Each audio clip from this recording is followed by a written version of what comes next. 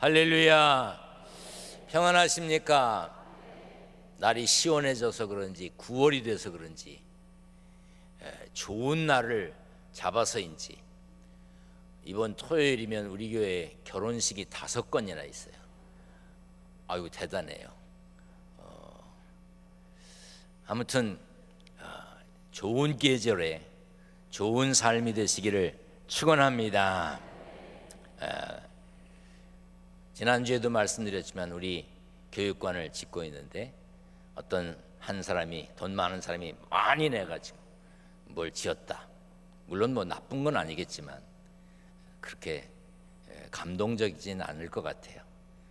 가난하고 어렵더라도 또 조금씩 마음을 모아서 온 교인들이 조금씩이라도 드려서 함께 지었다. 그래야 그 의미가 있지요.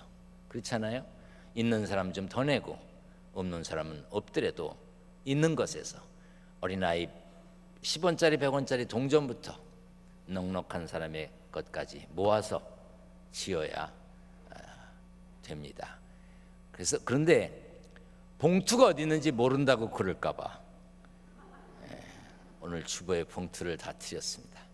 한 번에 칵 하고 말고 조금씩이라도 자주 계속 내 마음 여기 있습니다. 이런 표를 내시기를 부탁드립니다. 아멘.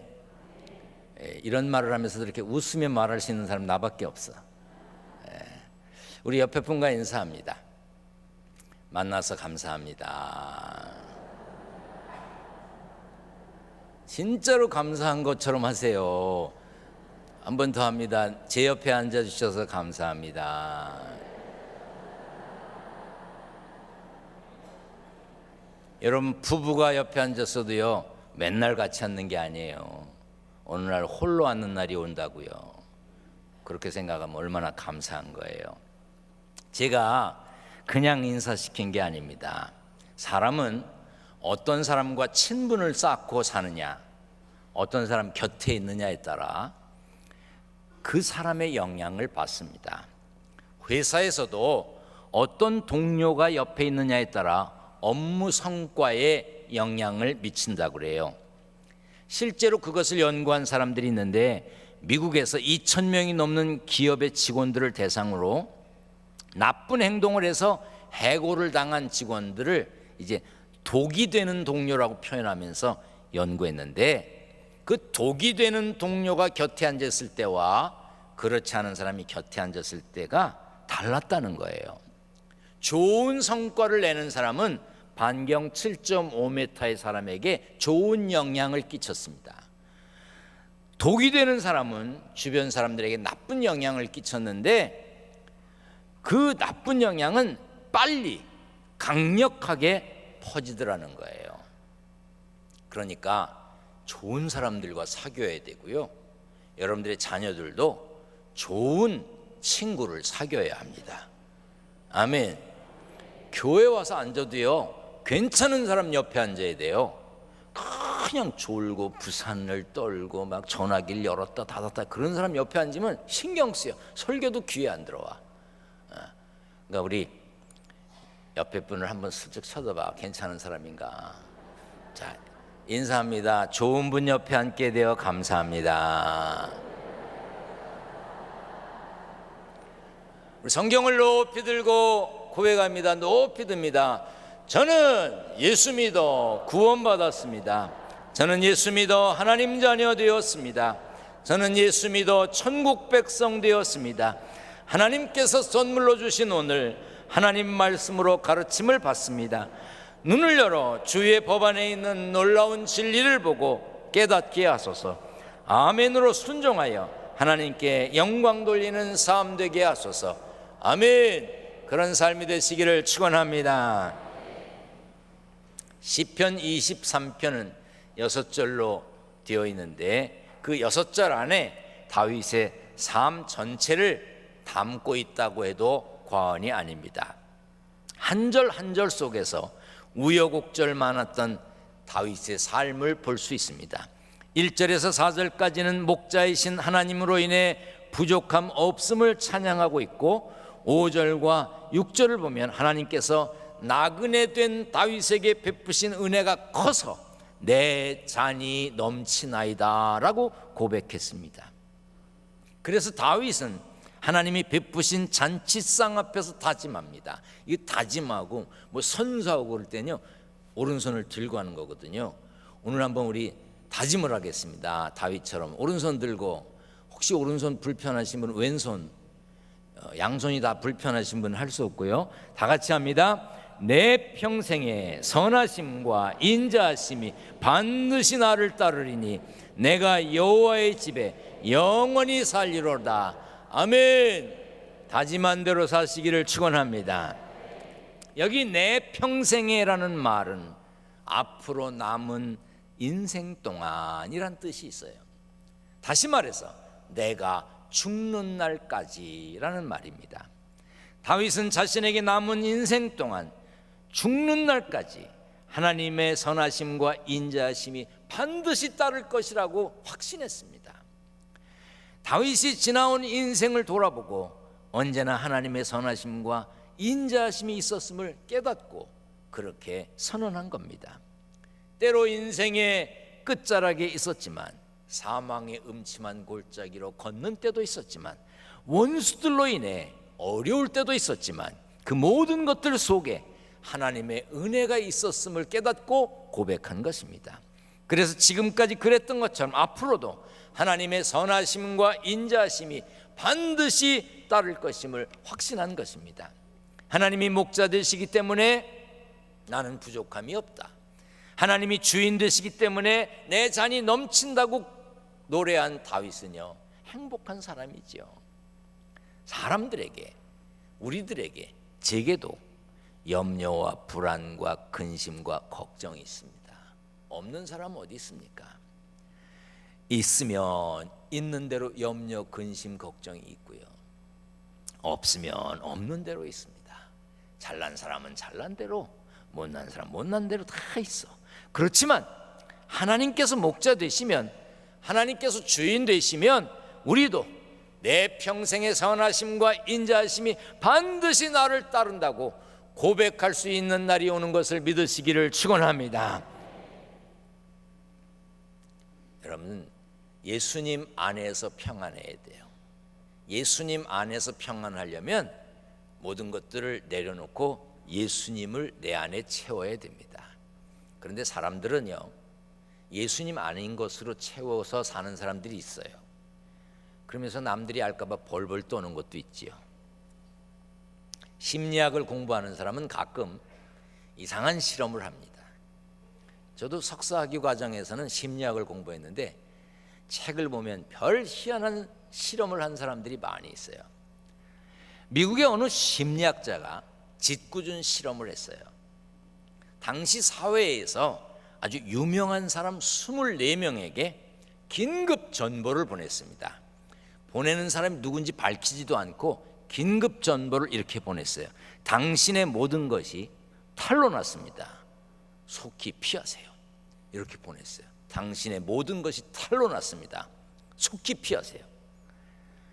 누군지도 모르게 보낸 이 전보를 받은 24명 유명한 사람들이 놀래가지고 9명이 해외로 도망갔어요. 9명이. 그들은 뭔가 숨기고 살았던 게 틀림이 없습니다. 그러니 얼마나 불안하고 초조했겠습니까? 도망친 9명은 물론이고 미처 도망치지 못한 사람들 대부분도 염려와 불안 속에 걱정을 많이 하고 살았을 것입니다. 혹시 오늘 예배 드리는 분 중에 숨기고 사는 거 있으시면 자수하여 광명 찾으세요. 진짜.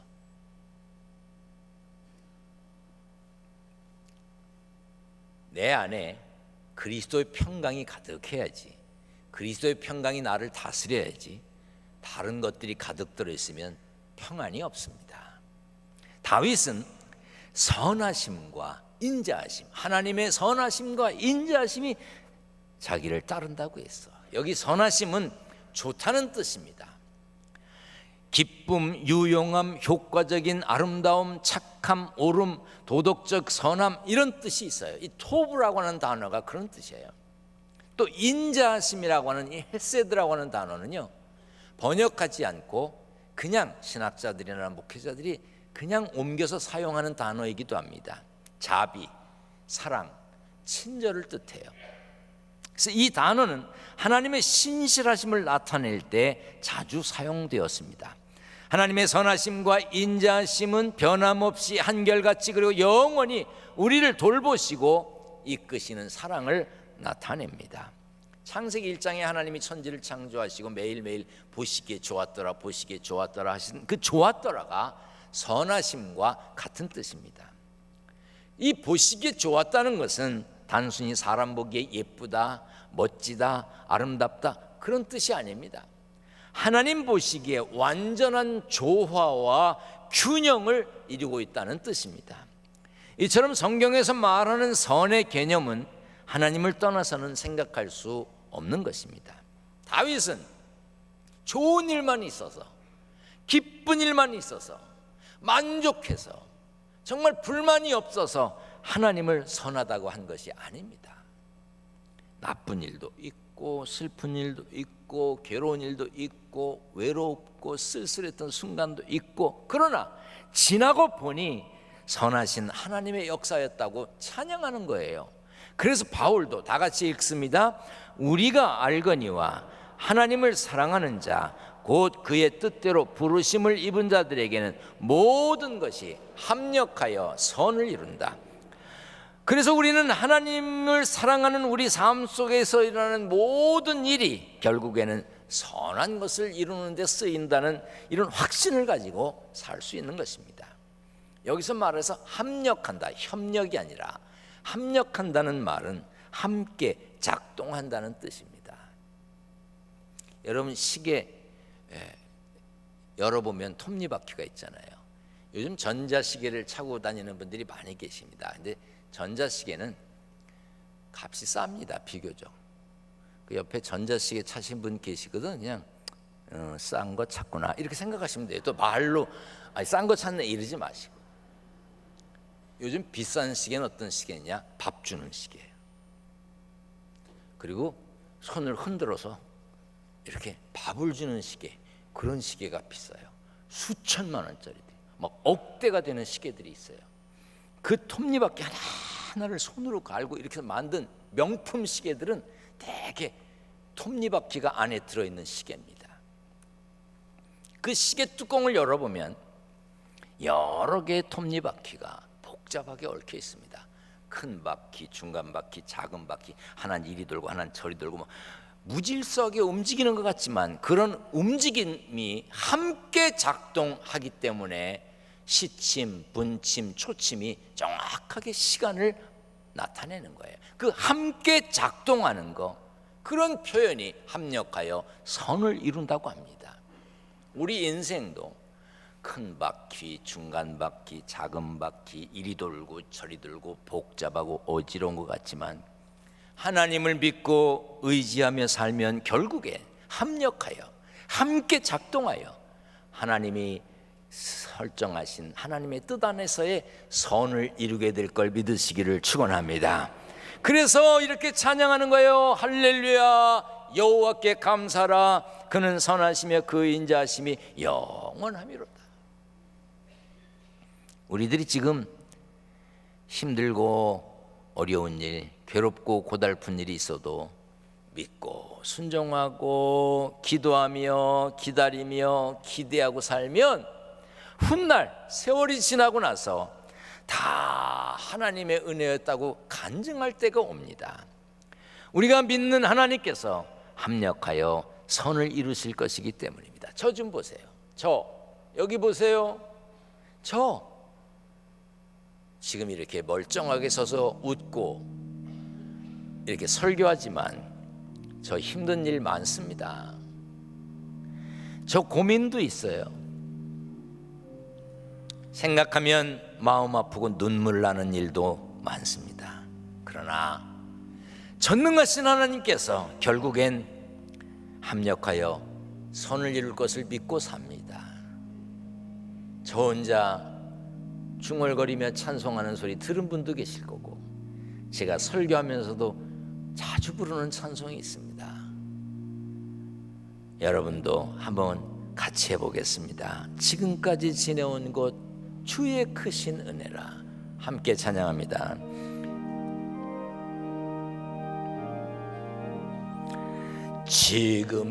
지금까지 지내온 것 주의 크신 은혜라. 한이 없는 주의 사랑 어찌 이루 말하랴. 자나깨나 주의 손이 항상 살펴주시고 모든 일을 주 안에서 형통하게 하시는. 저 혼자 620장 찬송도 자주 부릅니다. 1절 3절은 잘 안 불러요. 2절을 잘 부릅니다. 어떤 때는 답답합니다. 하나님이 요거다 저거다 이렇게 가르쳐 주시면 좋겠는데 어떤 때는 하나님의 뜻이 뭔지 몰라서 저도 정말 한숨 쉬고 탄식할 때가 있습니다. 그럴 때마다 이 찬양 부릅니다. 우리 한번 같이 불러보겠습니다. 620장 2절입니다. 주님이 뜻하신 일 헤아리기 어렵더라도 언제나 주 뜻 안에 내가 있음을 아노라. 사랑과 말씀들이 나를 더욱 새롭게 하니 때로는 넘어져도 최후 승리를 믿노라. 따라서 합니다. 때로는 넘어져도 최후 승리를 믿노라. 아멘. 지금 여러분 어떤 길을 걷고 계십니까? 고통당하고 고난당하며 광야 같은 세상에서 어둠 캄캄한 데서 상처받고 시련당하고 실패하고 외롭고 쓸쓸한 길을 걷고 계십니까? 동행하시는 하나님과 함께라면 결국엔 승리할 것을 믿으시길 바랍니다. 진주에도 상처가 있습니다. 상처 입은 조개가 그 상처를 아물게 하기 위해 노력하는 과정에서 생긴 게 뭡니까? 영롱한 진주입니다. 나 홀로 고난의 길을 걷고 있는 것 같아도 하나님은 우리를 떠나지 않으십니다. 이름을 밝히지 않은, 아니 누가 지은 것인지 모르는 시 가운데 모래 위에 발자국이라는 시가 있습니다. 그 시는 이런 내용입니다. 그림을 한번 보여주면서 제가 시 내용을 할 텐데 그림은 그냥 두세요. 어떤 사람이 꿈에 주님과 함께 바닷가를 거닙니다. 모래 위에 두 사람의 발자국이 갑니다. 그런데 갑자기 한 사람의 발자국만 있는 겁니다. 자기 인생에서 가장 외롭고 쓸쓸하고 고통스럽고 힘들고 눈물 나는 그 시기에 한 사람의 발자국만 있는 거예요. 주님 나와 동행하신다고 그러시더니 어디 가셨습니까? 왜 이렇게 힘들고 어려운 때 나 혼자 걷고 있습니까? 그때 주님이 대답하십니다. 난 널 버린 적 없다. 시련과 고통의 순간에 네가 너무나도 힘들어해서 내가 너를 안고 걸었다. 저 발자국, 내가 너를 안고 걸은 내 발자국이다. 우리는 때로 나 홀로 걷고 있는 것처럼 느껴질 때가 있습니다. 그러나 선하시고 인자하신 하나님을 믿는 우리를 그때 안고 가고 계심을 믿으시기를 바랍니다. 모든 일에는 하나님의 때가 있습니다. 하나님의 때와 역사를 참고 기다리며 기도해야 합니다. 마침내 우리도 다윗처럼 내 평생의 선하심과 인자하심이 반드시 나를 따를 것이라고, 따랐다고 고백할 때가 옵니다. 시편 23편 마지막에 다윗은 이렇게 말합니다. 내가 여호와의 집에 영원히 살리로다. 하나님 앞에서 자신의 신앙을 고백하는 결단과 동시에 시편 23편 전체의 결론이기도 합니다. 여호와의 집을 그대로 옮기면 하나님의 언약궤를 둔 성막을 가리킵니다. 그렇다고 다윗이 죽을 때까지 성막에만 있겠다, 아무 곳에도 가지 않고 성막 안에서만 살겠다는 표현이 아닙니다. 다윗은 특정한 장소나 공간을 언급하는 것이 아니라 삶의 전 영역에서 하나님과 더 깊은 관계를 가지고 살겠다고 다짐한 거예요. 다윗은 선하시고 인자하신 하나님과 동행함으로 이 땅에 살지만 여호와의 집, 천국의 삶을 살겠다고 선언한 것입니다. 천국, 하나님의 나라는 죽어서 가게 될 장소의 개념만을 말하는 게 아닙니다. 바리새인들이 하나님의 나라가 어느 때에 임하겠냐고 물었을 때 예수님은 하나님의 나라는 볼 수 있게 임하는 것이 아니요 또 여기 있다 저기 있다고도 못하리니 하나님의 나라는 너희 안에 있다고 했습니다. 하나님의 통치, 하나님의 다스림이 있는 곳이 하나님의 나라입니다. 그러므로 하나님의 통치를 벗어나서 산다면, 하나님의 다스림을 거부하고 마음대로 산다면 천국의 반대인 지옥에 살게 됩니다. 하나님의 다스림을 받고 예수님 안에 거하면, 성령님과 동행하면 그곳이 하나님의 나라, 그곳이 천국입니다. 주님과 동행해야 천국이에요. 우리 같이 찬양하겠습니다. 높은 산이 거친 들이 초막이나 궁궐이나 내 주 예수 모신 곳이 그 어디나 하늘나라 할렐루야 찬양하세. 내 모든 죄 사함 받고 주 예수와 동행하니 그 어디나 하늘나라. 예수님과 동행하면 하늘나라입니다. 지금 사는 세상이 거칠고 황량한 광야길 같을지라도 낙심하거나 불평하지 마세요. 우리는 잠시 여기 머물지만 하나님 나라에 가서 영원히 살게 됩니다. 할렐루야, 할렐루야. 여러분, 하나님 나라의 주인공인 걸 믿으시기를 축원합니다. 저는 지난 6주 동안 시편 23편 말씀을 전했습니다. 다윗처럼 목자 되신 하나님을 따라 부족함이 없는 삶의 승리자가 누구여야 합니까? 우리들 각자여야 합니다. 그 믿음을 가지고 시편 23편을 다시 한번 다 같이 읽어보겠는데, 시편 23편은 나, 내가, 나와 나를, 이런 단어가 14번이나 나옵니다. 가슴에 손을 얹고 여러분들의 고백이 되셨으면 좋겠습니다. 다 같이 읽어보겠습니다. 여호와는 나의 목자시니 내게 부족함이 없으리로다. 그가 나를 푸른 풀밭에 누이시며 쉴 만한 물가로 인도하시는도다. 내 영혼을 소생시키시고 자기 이름을 위하여 의의 길로 인도하시는도다. 내가 사망의 음침한 골짜기로 다닐지라도 해를 두려워하지 않을 것은 주께서 나와 함께 하심이라. 주의 지팡이와 막대기가 나를 안위하시나이다. 주께서 내 원수의 목전에서 내게 상을 차려주시고 기름을 내 머리에 부으셨으니 내 잔이 넘치나이다. 내 평생의 선하심과 인자하심이 반드시 나를 따르리니 내가 여호와의 집에 영원히 살리로다. 아멘.